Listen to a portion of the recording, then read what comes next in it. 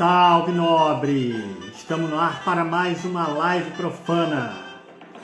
Nosso encontro, sei lá, mensal, quinzenal, não sei mais, sobre história da cerveja.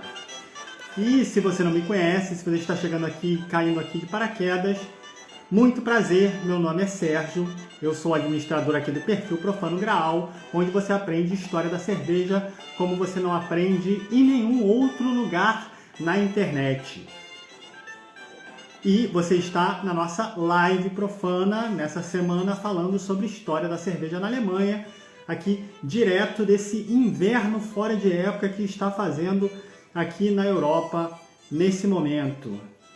Então, um clima bem alemão para falar de história da cerveja na Alemanha e um clima nada propício para beber cerveja de acordo com a cultura cervejeira do Brasil.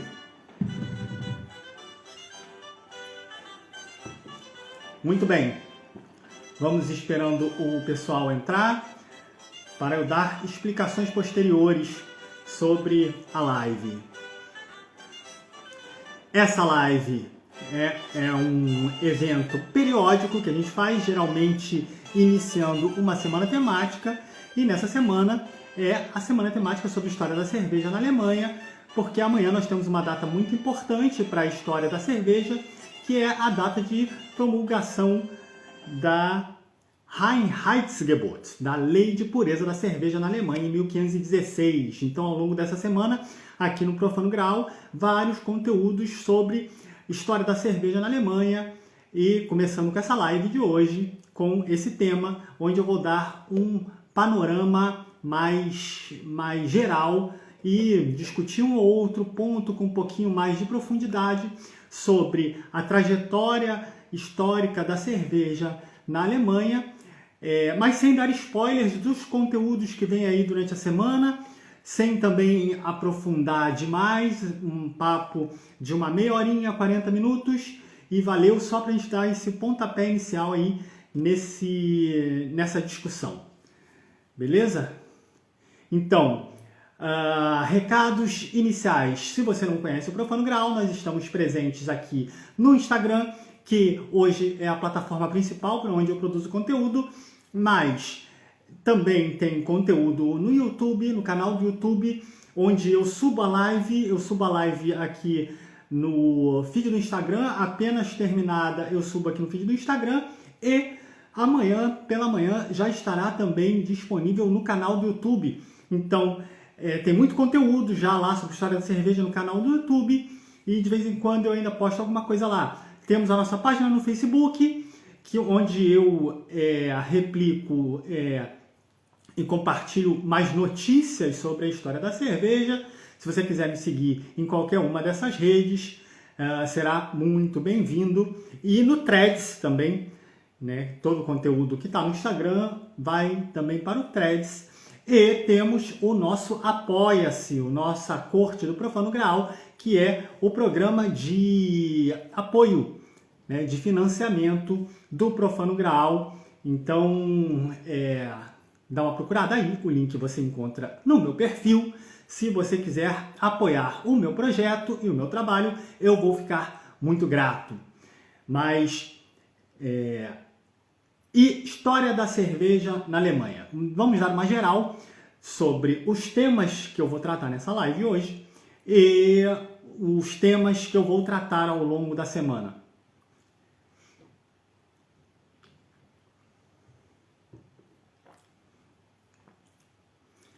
Fala do livro. Sim, obrigado por lembrar. Essa semana também vou falar agora, me lembra para falar depois no final também.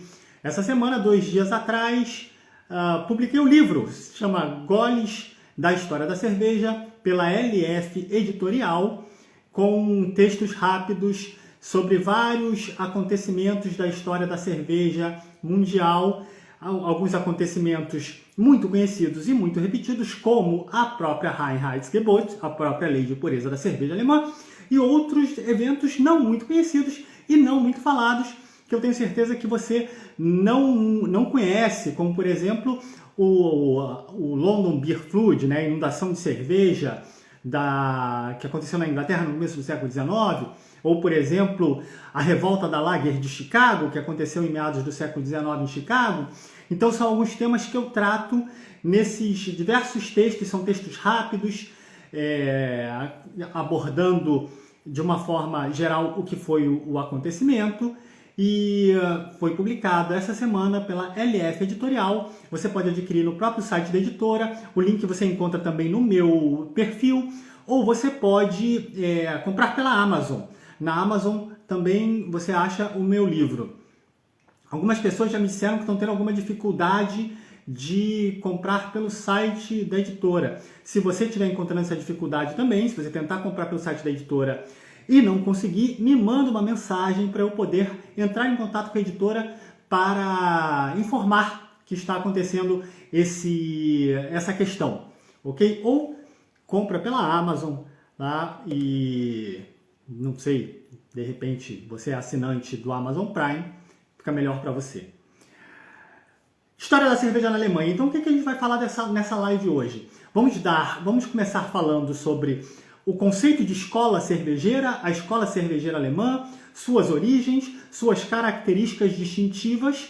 Essa é a primeira parte. Na segunda parte, vamos dar um voo panorâmico sobre a história da cerveja na Alemanha, sem nos aprofundarmos em nenhum ponto específico, né? Ver como é que é a Idade Média, a Idade Moderna, contemporaneidade dessa escola cervejeira, para depois, aí sim, nos fixarmos um pouco mais em um ou dois pontos sobre a Reinheitsgebot, em primeiro lugar, né? Discutir um pouco mais a fundo esse tema. Amanhã vai ter mais conteúdo sobre esse tema também, amanhã que é o dia de comemoração propriamente dita. E depois, se ainda nos sobrar tempo, se a gente não tiver estourado demais essa nossa perspectiva de 30 a 40 minutos, aí nós falamos também um pouco sobre a criação das lagers, os Biergarten, e chegamos talvez até a Oktoberfest. Não acredito que dará tempo de chegar até lá, mas chegamos porque tem para finalizar, tem um outro tema interessante, que é a influência da escola cervejeira alemã no mundo. Então esse, de uma forma geral, é o roteiro que eu preparei para essa live de hoje, mas tudo muito rápido, sem ocupar muito tempo. E ao longo da semana vai ter mais conteúdos sobre estilos de escola, sobre estilos cervejeiros alemães, sobre a Reinheitsgebot, sobre a criação das lagers. Esse é um conteúdo exclusivo para quem assina ou apoia-se, para os apoiadores do canal, né? E por aí vai. Beleza? Então, lembrando sempre que aqui a gente prioriza os aspectos históricos da cerveja e não os aspectos técnicos. Então, obviamente, eu não vou ficar aqui explicando o que é cada estilo da escola cervejeira alemã, suas características técnicas e essas coisas, mas vou enfocar mais propriamente na história mesmo, né? Então, vamos começar das origens. A escola cervejeira alemã talvez seja a escola cervejeira mais antiga que existe. Ela, com certeza, é mais antiga do que a escola cervejeira norte-americana, que é a caçula das 4 grandes escolas. Ela é mais antiga do que a escola cervejeira da Inglaterra, a escola cervejeira britânica.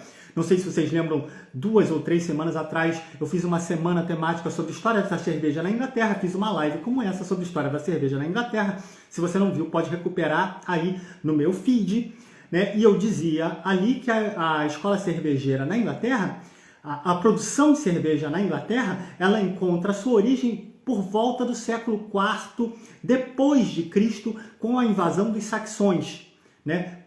Depois do recuo do domínio do Império Romano, com a invasão dos saxões, que que levam a produção cervejeira para a Inglaterra. A escola cervejeira alemã é muito mais antiga do que isso, quer dizer, a produção de cerveja, porque esse conceito de escola cervejeira é um conceito muito recente, vou falar disso daqui a pouco.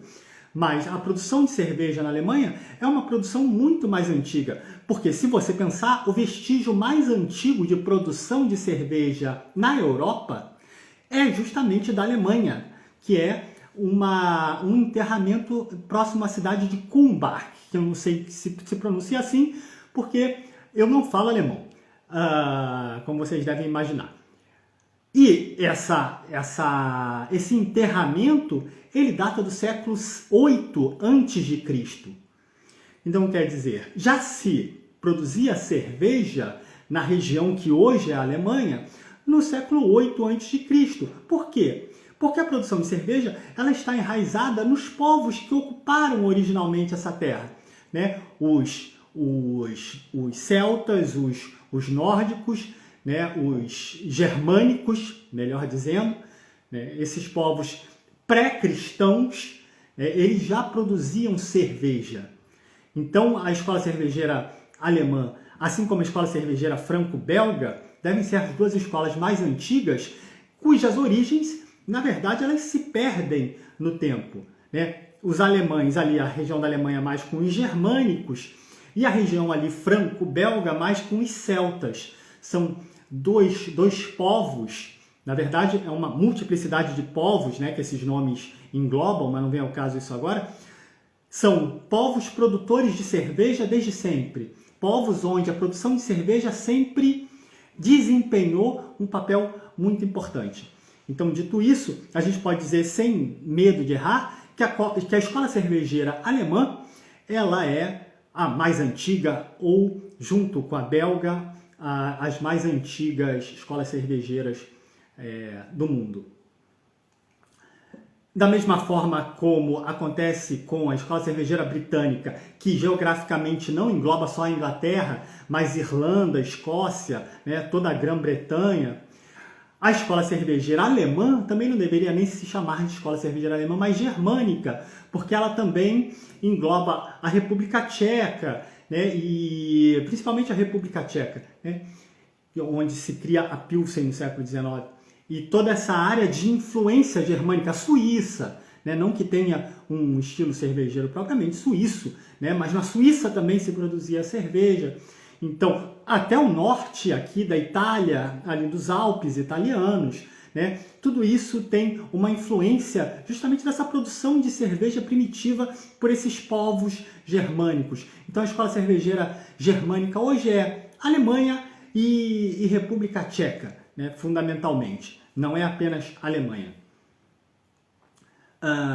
Características da escola cervejeira alemã. Em primeiro lugar, o tradicionalismo. Né? Não é uma escola cervejeira inovadora como é a escola cervejeira, por exemplo, norte-americana, que fica buscando sempre a criação de novos estilos, novas receitas, inovações. A escola cervejeira alemã hoje é uma escola cervejeira muito tradicionalista, no sentido de que faz bem aquilo que fez sempre, né? Ou pelo menos que faz desde o século XIX, porque, como a gente vai ver mais para frente, a escola cervejeira alemã ela já foi um exemplo de inovação. Hoje ela é um exemplo de tradicionalismo. Isso é muito interessante, né? Regionalismo, o que quer dizer que existem estilos de cerveja onde você só vai beber em determinadas regiões da Alemanha, né? A gente conhece mais os estilos bávaros, né, da Baviera, como a Weizenbier, né, Doppelbock, que são estilos nascidos na Baviera. Mas você tem estilos estilos cervejeiros próprios de outras regiões, como a Berliner Weiss, né, que é a cerveja ácida, que, como o próprio nome diz, é de Berlim, né, a Kolsch, que vem da cidade de Colônia, no oeste da Alemanha, a Altbier, que vem da cidade de Düsseldorf, também no oeste da Alemanha, o estilo Gose, que é o estilo de cerveja salgado, que eu não sei se vocês já tiveram a oportunidade de experimentar, que vem de Leipzig, né? Então, a Hausbier, né, que é a cerveja defumada, que é de Bamberg. Então, você tem esse regionalismo. Você não vai achar uma Hausbier na Bavária, né? Você não vai beber uma Weizenbier bávara em Colônia. E, sobretudo, não peça uma Altbier em Colônia e nem peça uma Kolsch em Düsseldorf, porque essas duas cidades são cidades vizinhas e que têm uma rivalidade entre si. Então, em Düsseldorf só se produz Altbier e em Colônia só se produz Kolsch. Se você trocar, você é capaz de você ouvir um xingamento em alemão. Esse é um tema que eu vou tratar mais aprofundadamente ao longo da semana. É o post de quinta-feira, se não me engano. Então são essas as características. E uma terceira característica da escola cervejeira alemã muito importante, que é a presença das lagers. A grande parte dos estilos que compõem a escola cervejeira alemã hoje é composto de lagers, ou seja, cervejas de baixa fermentação. Mas veja bem, existem estilos muito importantes de ales, de cervejas de alta fermentação, que foram esses estilos que eu falei, por exemplo, a Weizenbier, né, que é a cerveja de trigo bávara, uma cerveja de alta fermentação. A Hausbier, a cerveja defumada, é uma cerveja de alta fermentação.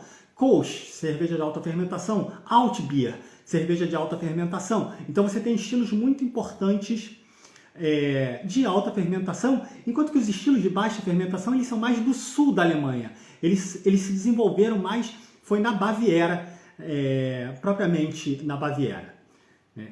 Com relação às características da escola, são essas as características gerais. Lembrando que esse conceito de escola cervejeira, assim como o conceito de estilos de cerveja, são conceitos muito, muito recentes. São conceitos que nascem lá no final do século XX. Antes, o que esses caras faziam era cerveja, né? São pessoas fazendo cervejas a partir de suas tradições regionais, com os insumos que eles encontram nas suas regiões, com a água da sua região, com o cereal mais abundante na sua região, seja cevada, seja trigo, né? Não tem muito uma organicidade, digamos assim. Esses estilos, essa produção cervejeira, ela começa a ser pensada como uma escola, classificada como uma escola, assim como os estilos começam a ganhar os seus formatos mais acabados, né, e mais, digamos assim, fixos, já no final do século XX.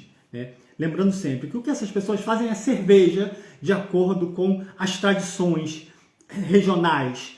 Né? Por isso é uma escola também muito regionalizada. Né? Tradições que são passadas de família, de pai para filho, em ambientes familiares ou em cervejarias privadas, ou em cervejarias de mosteiros, né, como a gente vai ver já no próximo tópico. Beleza? Então, com relação à escola germânica, esse é o primeiro ponto.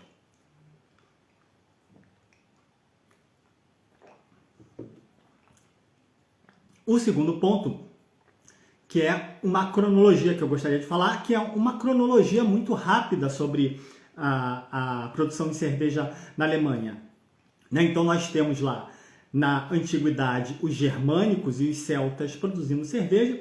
Depois, na Idade Média, nós temos uma produção cervejeira, ao mesmo tempo, caseira, sempre tem, né? As famílias produzem suas cervejas, e um monopólio dos mosteiros na produção de cerveja em escala mais comercial, digamos assim. Né? O mosteiro produz cerveja para si, para alimentar a sua comunidade, produz cerveja para alimentar os seus hóspedes, né? Porque a gente sabe, os mosteiros eles são pontos de parada ao longo da Idade Média na Europa, né? de peregrinos, né? Pontos de peregrinação e pontos de parada nas viagens através da Europa.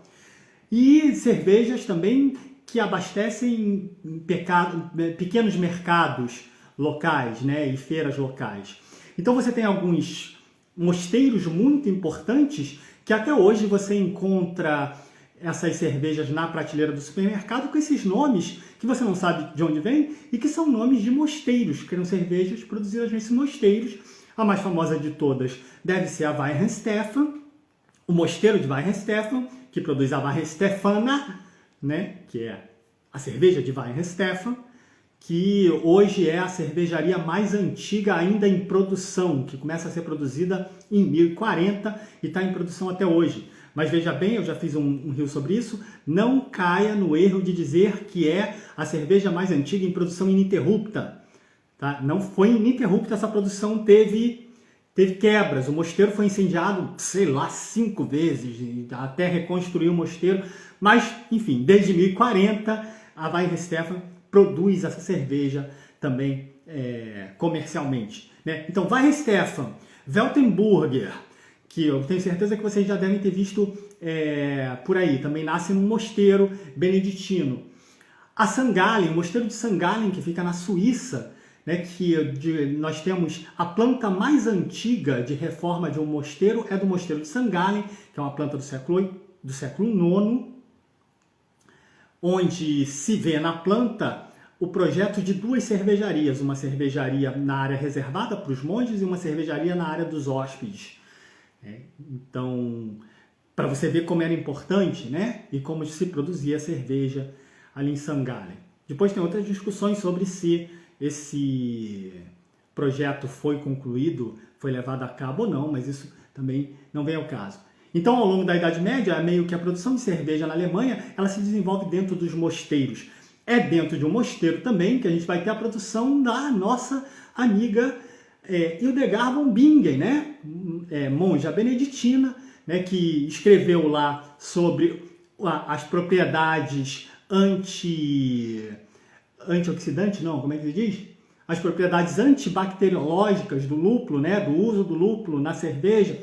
Aqui eu faço mais um parêntese só para dizer, não foi a Hildegard von Bingen que inventou de botar o lúpulo na cerveja, tá bom? Se lê muito essa besteira também pela internet, mas, na verdade, o que ela faz é registrar um uso que já vinha sendo feito, né? O lúpulo se usa na cerveja desde pelo menos o século VIII.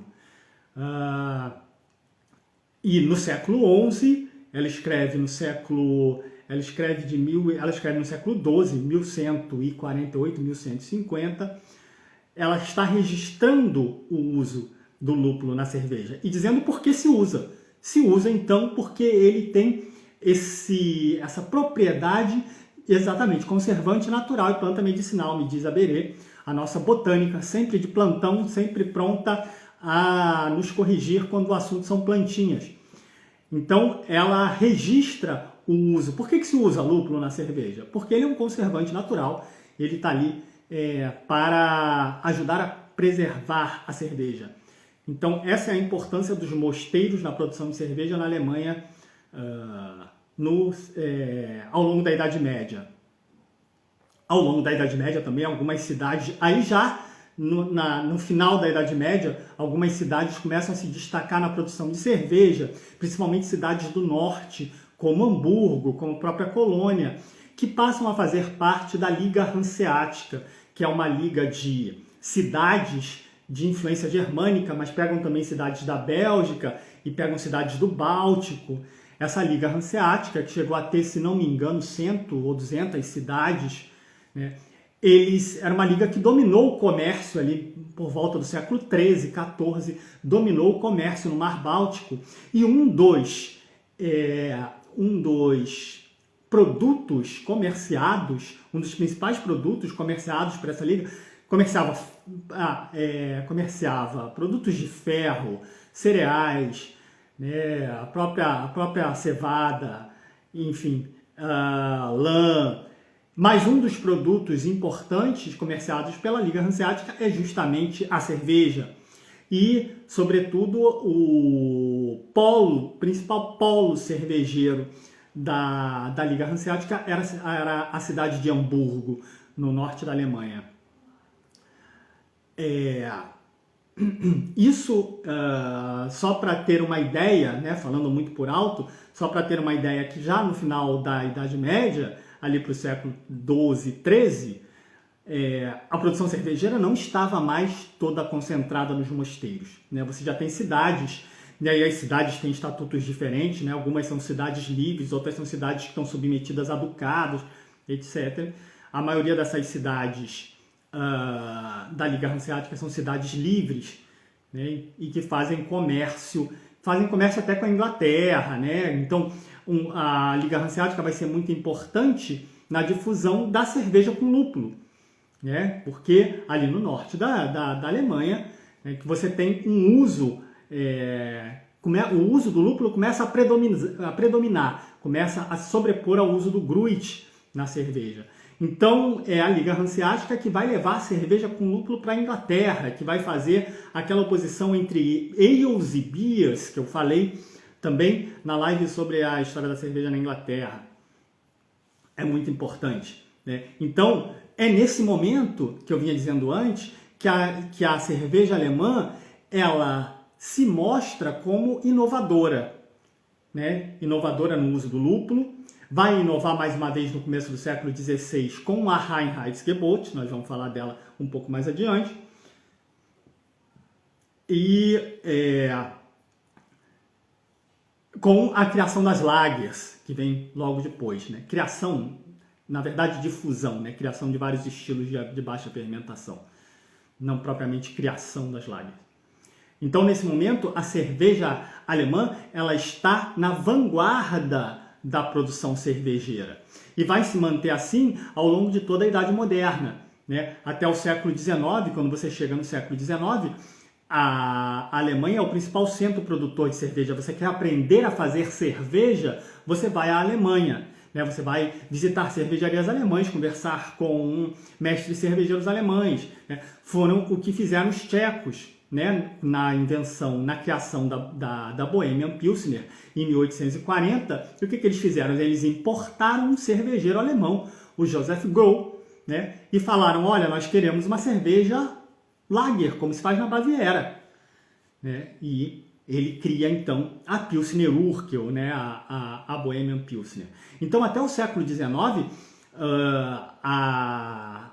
a grande escola cervejeira inovadora é a escola cervejeira alemã. Depois a Pilsen, né, ela vai se espalhar, tanto que a Pilsen vai se espalhar pelo mundo, vai ser imitada, inclusive em lugares de produção cervejeira tradicional, como na própria Bélgica, né? E avançando um pouco, eu ia deixar para o final, mas avançando um pouco, e é no século XIX também que a escola cervejeira alemã ela vai influenciar escolas cervejeiras, vai influenciar países cervejeiros novos, como, por exemplo, são os imigrantes alemães que trazem a cerveja para o Brasil. Claro que nós temos aquela primeira experiência com os holandeses lá no Nordeste, que foi uma experiência muito pontual, né? Não estou negando esse fato, mas a cerveja ela vai se estabelecer mesmo no Brasil no século XIX, a partir dos imigrantes alemães. Então vem a influência da importância da cerveja, da cerveja alemã para a criação, para a difusão da produção de cerveja no Brasil. Da mesma forma, vão ser também os imigrantes alemães que vão difundir a cerveja na América do Norte, nessa mesma época, em meados do século XIX. São sempre os imigrantes alemães. Então, no século XIX, a cerveja alemã é a grande cerveja, né? A grande potência cervejeira mundial. Muito bem. Pausa para a água, nós já estamos com quase 30 minutos.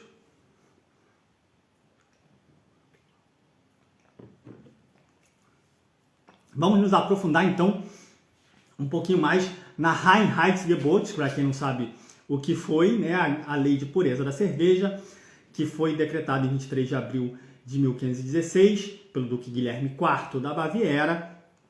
É uma lei sobre a qual se fala muito no meio cervejeiro, mas sobre a qual se lê muito pouco. E olha que o texto da lei não é nada muito grande, nem nada muito complicado, tá? Mas se fala muito da Reinheitsgebot sem se ler a lei. E por isso se fala muita bobagem, se fala muita coisa que não está na lei, se tira muita conclusão sobre a lei e se cria muita hipótese para a qual não há nenhuma comprovação documental, né?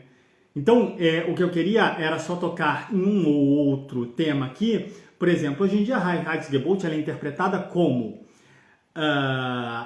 uma das mais antigas leis. Primeiro, ela se diz que ela é a mais antiga lei de segurança alimentar do mundo. E eu digo, ela não é nem a mais antiga, porque na Inglaterra já tinha uma lei anterior, na própria Alemanha, na própria Baviera já tinham leis anteriores, então ela não é a mais antiga e ela também não é uma lei de segurança alimentar. Tá? O que eu estou querendo dizer com isso? Não é, apesar dela decretar lá os ingredientes obrigatórios da cerveja, esse não é o escopo principal da lei. Na verdade, esse é um pequeno parágrafo no meio de uma lei que é muito maior e que fala sobre preços de cerveja e multa para quem não cumprir esses preços. Então, ela é uma lei de natureza econômica, sobretudo, né? Se você quiser interpretar a lei como uma lei de segurança alimentar, você até pode interpretar pelos efeitos da lei, mas não pelo que está escrito na lei. Porque você não tem na lei nada que diga, que indique que ela foi criada com esse escopo. Como existem em outras leis, por exemplo, poderia estar escrito: para garantir a qualidade na cerveja no meu ducado da Baviera, de agora em diante, determino que só seja usado cevada, água e lúpulo na produção de cerveja. Não tem nada disso. Leio para vocês, é um pequeno parágrafo, né, que só fala o seguinte: além de vários preços de cerveja que são discutidos antes, então tem esse pequeno trecho da lei que diz: além disso, nós desejamos enfatizar que no futuro, em todas as cidades, nos mercados e no país, os únicos ingredientes usados para a fabricação de cerveja devem ser cevada, lúpulo e água. Não está dizendo para uma melhor qualidade da cerveja, para evitar falsificações, não está dizendo nada disso. Então, e ele diz: desejamos enfatizar e não determinar, porque isso já estava determinado por regras anteriores. Já em uma lei de 1480 já determinava que se usasse só cevada, água e lúpulo para produzir cerveja. Então ele está só enfatizando, ele não está sequer determinando. Então, a primeira coisa segundo a minha leitura e interpretação da lei, não é uma lei de segurança alimentar. Se depois ela impactou na qualidade da cerveja, ok, isso é algo que deve ser discutido, é algo que deve ser estudado. Diz a Berê: infelizmente, eliminando plantinhas diferenciadas, eliminando outras ervas e eliminando outros cereais, inclusive a Roggenbier, que é uma cerveja de centeio, que praticamente ela foi exterminada graças a Reinheitsgebot, né? Uma cerveja de centeio que era muito popular, muito comum ao longo da Idade Média na Baviera.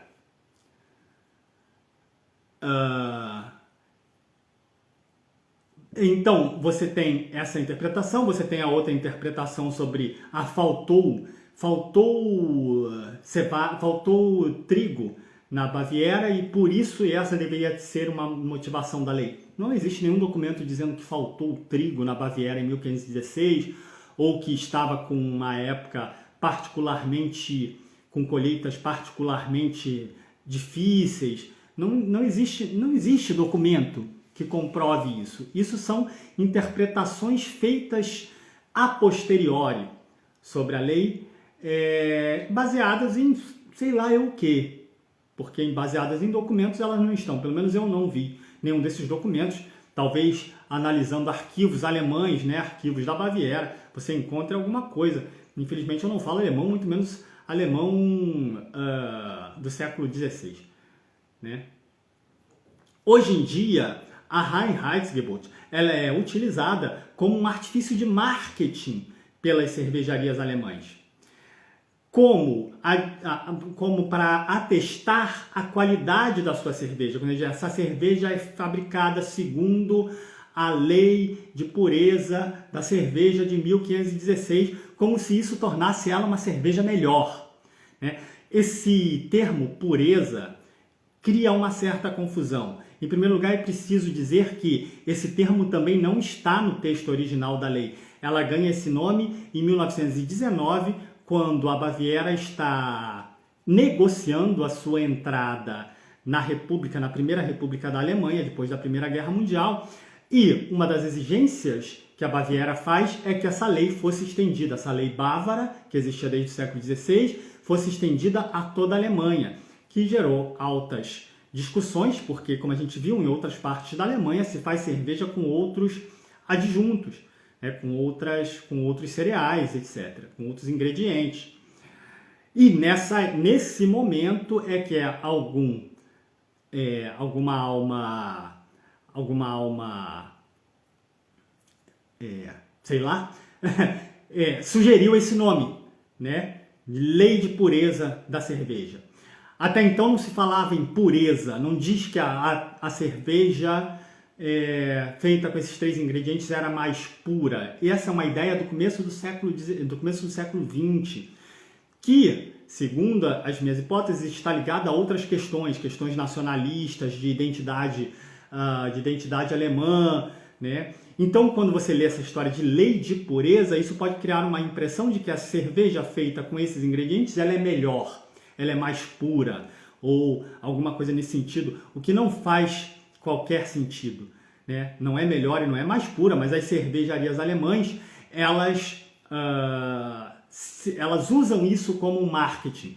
É só você ver que, por exemplo, a escola belga ela se prende muito pouco a 4 ingredientes básicos, né? A escola belga ela usa tudo que tem à mão, né, para fazer cerveja, todo tipo de adjunto, todo tipo de cereal, e as cervejas não são menos puras e nem melhores, nem piores, né, do que as cervejas feitas segundo a Reinheitsgebot. Uma outra discussão é se essa lei engessou a criatividade dos cervejeiros alemães ou se, pelo contrário, ela estimulou a criatividade dos cervejeiros alemães, porque a partir daí os cervejeiros alemães tiveram que criar uma infinidade de estilos diferentes só com 4 ingredientes, né? Hoje eu sou mais propenso a pensar no segundo time, né? De que essa lei foi fundamental para que a Alemanha depois atingisse aquele patamar, né? Aquela primazia, que a Alemanha virasse a vanguarda da produção cervejeira, como eu falei anteriormente, né?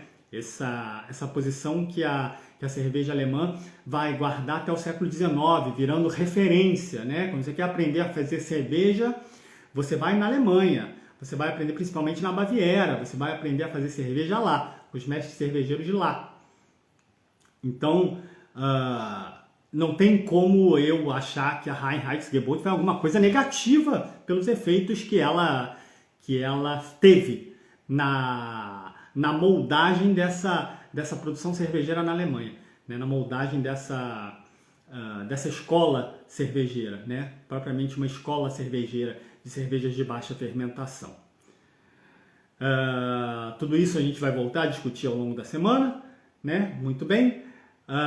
Depois nós temos, só para finalizar, já me encaminhando, né, para o final, nós temos depois aquilo que meio que complementa a Reinheitsgebot, é o decreto de 1553, que é o decreto de proibição de produção de cerveja durante os meses quentes. A partir desse decreto, a cerveja só poderia ser produzida entre setembro e abril, né, durante os meses frios, porque ela se conservava melhor. Então se produzia cerveja, se metia a cerveja em caves subterrâneas, né, em adegas subterrâneas, e ali ela ficava maturando, né? Ela ficava fazendo o lagering, por isso lager, né? Ela ficava fazendo o lagering, e eram as leveduras de baixa temperatura, de baixa fermentação, que trabalhavam ali. Isso acabou gerando, né, uma primazia, uma proeminência de produções de cervejas de baixa fermentação, que depois vão dar origem a diversos estilos, todos esses estilos de baixa fermentação que a gente tem hoje como característica da escola cervejeira alemã, né? E depois vai influenciar lá a criação da Bohemian Pilsner, que aí a partir da Bohemian Pilsner vai se criar American Lagers, né? E todo esse estilo cervejeiro que acaba dominando o mercado de cerveja já mais recentemente, no século XX. Muito bem. Enquanto eu bebo uma água, vocês podem fazer algum comentário, alguma pergunta, perguntar se ficou alguma dúvida, alguma curiosidade sobre a escola cervejeira alemã que vocês queiram saber, e a gente vai se encaminhando para o final.